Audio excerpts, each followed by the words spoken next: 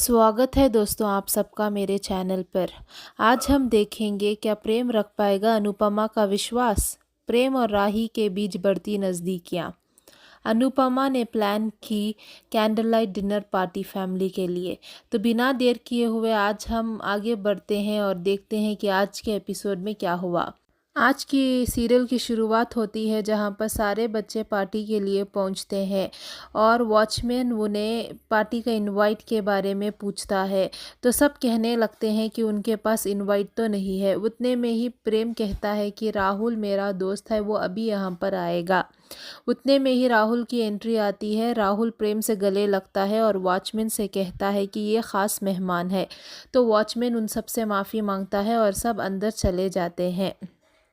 दूसरी ओर बा घर में सन्नाटा देखकर और सभी फ़ोनों में उलझे हुए रहते हैं। बा सबसे ये कहती है, तोशु, किंजल, परी से ये कहती है कि क्या तुम लोगों ने इस फ़ोन से शादी कर ली है? क्या तुम लोगों ने इस फ़ोन को मंगलसूत्र पिनाया है? तोशु, क्या तूने इसे सिंदूर भरा है? तुम सब इस फ़ोन में इतने व्यस्त हो कि आज त्योहार के दिन भी तुम्हारे पास समय नहीं है। डॉली कहती है कि आज मैंने अपनी बेटी को कॉल लगाया लेकिन त्योहार के दिन भी वो अपनी माँ का फ़ोन नहीं उठा रही है, वो अपनी माँ से बात नहीं करना चाहती। उतने में ही अनुपमा वहाँ पर आ जाती है। वो सबके लिए कॉफ़ी बनाकर लाती है और बा को भी कॉफ़ी देती है। बा अनुपमा से कहती है कि तुमने तो बच्चों को भी बाहर भेज दिया और देखो हमारा घर कितना सूना सूना लग रहा है। अनुपमा कहती है कि क्या करते बा, अगर वो यहाँ पर रहते भी तो अपना मुंह लटकाए हुए बैठे रहते। तो बा कहती है कि मुझे तो उस प्रेम के ऊपर रत्ती भर भी विश्वास नहीं है।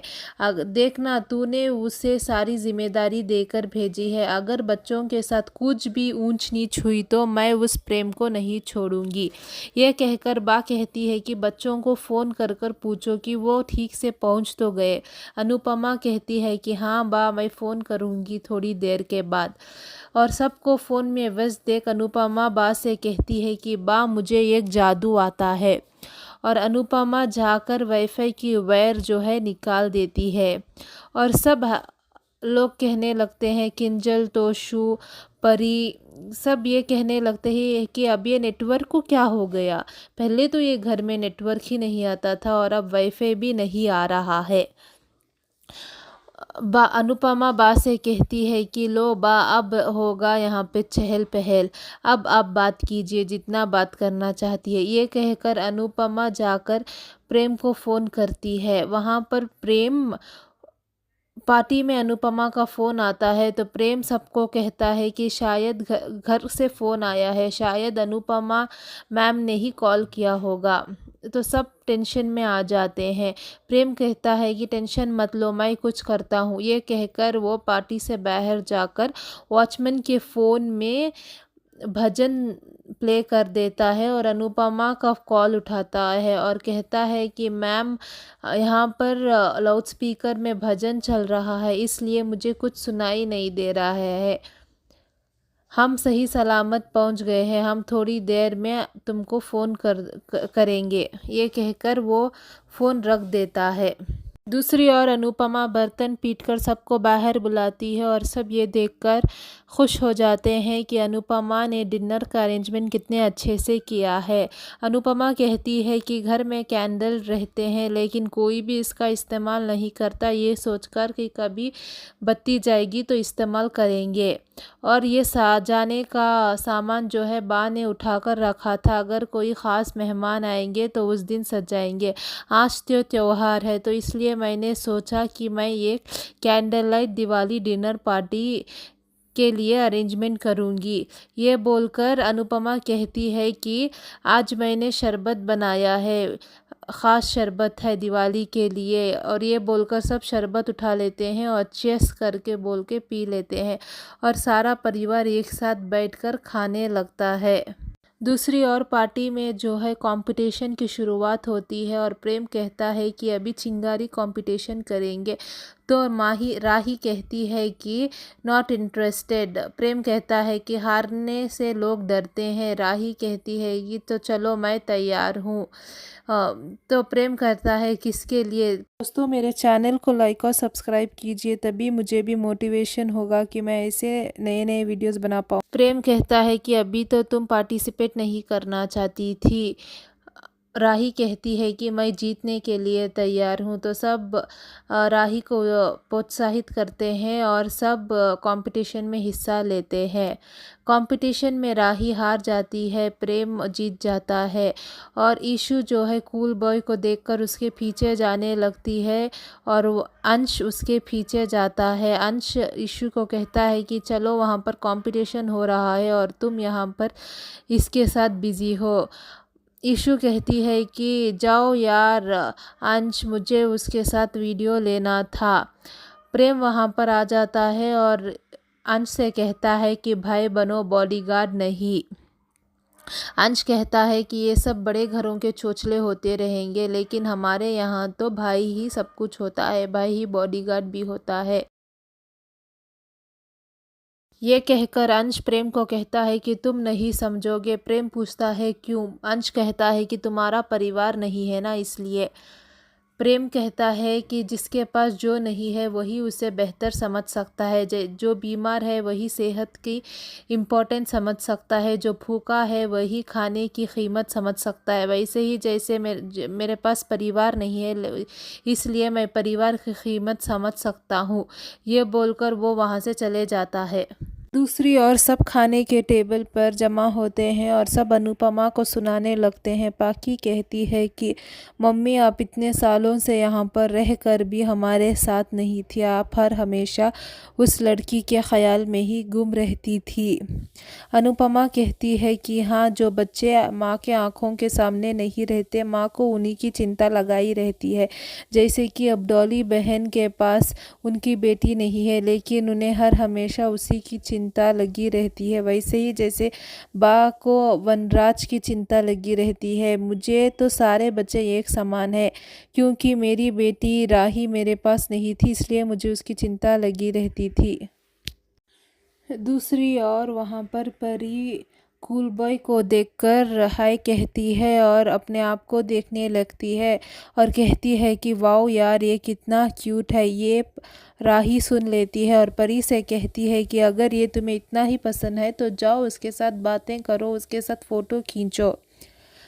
परी कहती है कि वो कहाँ और मैं कहाँ। राही उसे समझाती है कि अगर तुम ही अपने आप को अच्छी नहीं समझोगी तो कोई भी तुम्हें वैल्यू नहीं करेगा। पहले तुम्हें अपने आप को सेल्फ कॉन्फिडेंट रहना है और अपने आप को खूबसूरत समझना है, तभी सारे लोग इस रूम में तुम्हें खूबसूरत समझेंगे। ये कहने से परी मोटिवेट हो जाती है और प्रेम वहाँ पर आ जाता है और प्रेम पीछे से खड़े राही और परी की बातें सुन लेता है और परी को इतना कॉन्फिडेंस आ जाता है कि वो राही से कहती है कि क्या मैं अब जाऊं और उससे मिलूं। राही कहती है कि हाँ जाओ। तो परी कहती है कि मैं मेन लीड हूँ, मैं साइड लीड नहीं हूँ। ये कहकर वो वहाँ से चली जाती है। उतने में ही राही और प्रेम एक दूसरे से टकराते हैं और गिर जाते हैं और लाइटिंग के वायर्स उनके ऊपर गिर जाते हैं और वो उसमें उलझ जाते हैं। दोनों एक दूसरे के करीब आते हैं और राही उठने लगती है, लेकिन फिर से फिसल कर गिर जाती है। प्रेम कहता है कि रुको, मैं निकालता हूँ। जब वो वायरों में से निकल जाते हैं तो राही वहाँ से निकलने लगती है। प्रेम राही का हाथ पकड़ लेता है और राही पूछती है कि क्या। प्रेम कहता है कि कुछ नहीं। राही कहती है कि पागल छोकरो। ये कहकर वो वहाँ से चली जाती है। दूसरी ओर वहाँ पर बा कहती है कि बिना माँ बाप के बच्चे हैं, लेकिन सब इतना मिलजुल कर रहते हैं। पाकी कहती है कि हाँ, मेरी बेटी तो वन पेरेंट डॉटर है, लेकिन उसे कभी भी बाप का प्यार नहीं मिला, लेकिन वो बहुत अच्छे से बड़ी हो गई। वहाँ पर डॉली कहती है कि परी को तो माँ बाप दोनों हैं, लेकिन वो सबसे ज़्यादा डिस्टर्ब रहती है। तोशु कहता है कि क्योंकि उसे सिर्फ पापा का ही प्यार मिला, माँ तो हर हमेशा उसमें नुक्स ढूंढती रहती है। किंजल कहती है कि बच्चों को प्यार करने का मतलब ये नहीं होता कि सिर्फ उन्हें प्यार दे, उन्हें बिगाड़े। उनको अच्छाई के लिए उन्हें रोकना और टोकना भी पड़ता है। उतने में ही अनुपमा कहती है कि ये तो है बा, हमारे बच्चों में एक दूसरे के लिए बहुत प्यार है।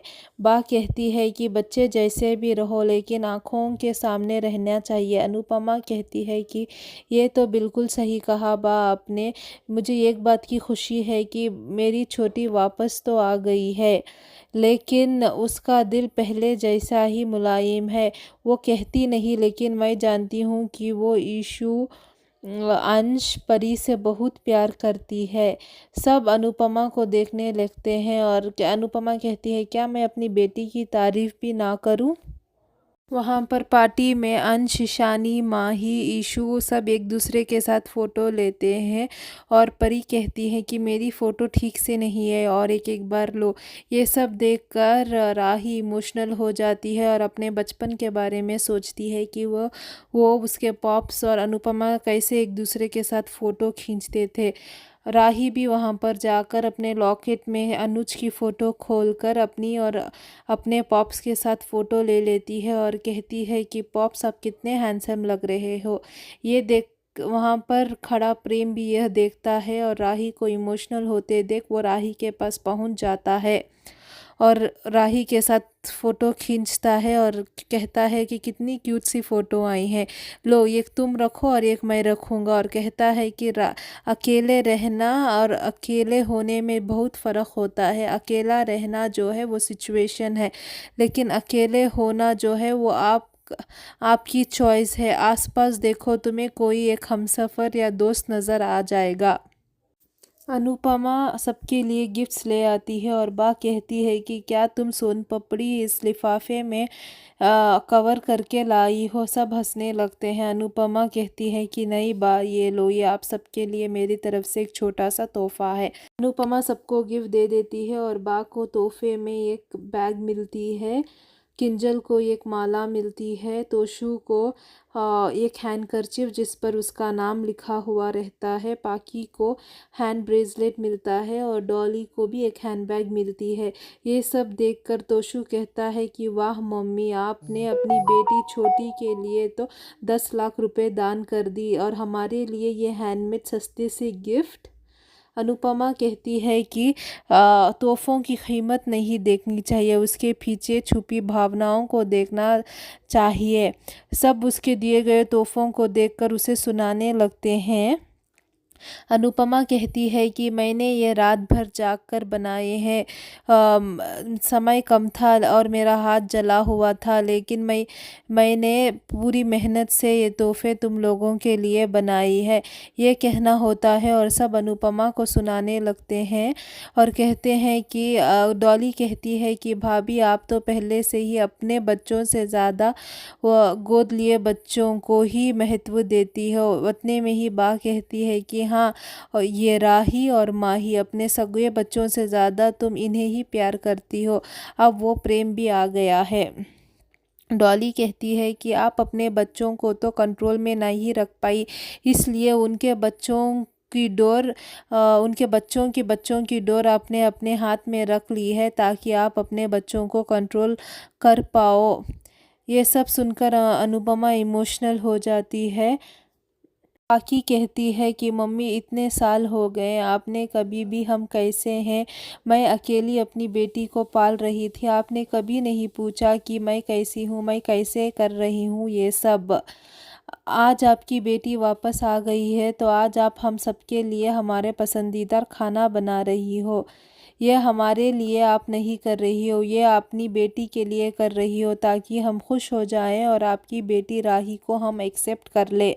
बा कहती है कि हाँ अनुपमा, तूने अपने बच्चों के साथ ही नहीं, मेरे बच्चों के साथ भी नाइंसाफ़ी की है। अगर तुम बरसों पहले वनराज को अगर डिवोर्स नहीं देती तो आज मेरा बेटा मेरे साथ होता, आज का माहौल ही कुछ अलग होता।